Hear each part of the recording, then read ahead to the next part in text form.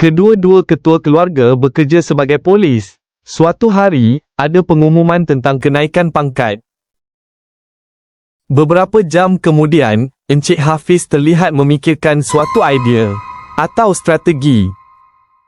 Suatu hari di tempat kerja, Encik Hafiz menganggap Encik Airul sebagai penghalang untuknya dinaikkan pangkat.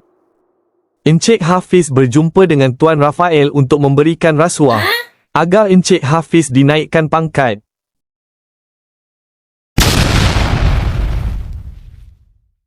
Perjumpaan antara Encik Hafiz dan Tuan Rafael pun berjalan dengan lancar. Rasuah telah berjaya dilaksanakan. Keesokan harinya, pengumuman kenaikan pangkat telah pun tiba. Selepas pengumuman kenaikan pangkat, Encik Haikal terus bergegas melaporkan kes berkenaan ke SPRM.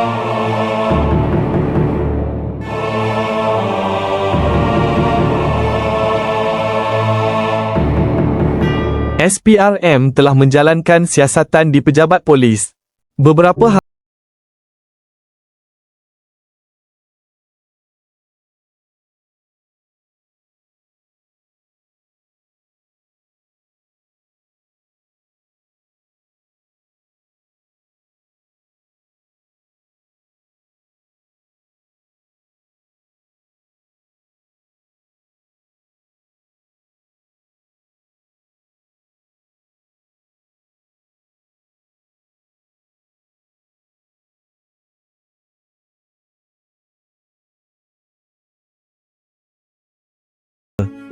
Sementara itu, Encik Airul dapat dinaikkan pangkat walaupun terjadinya kejadian yang tidak disangka.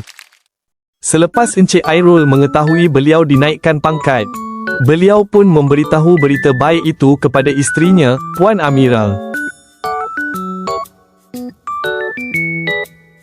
Akhirnya, keluarga Encik Airul pun hidup bahagia bersama isteri dan anaknya, dengan rezeki yang berkat tanpa hutang dan rasuah.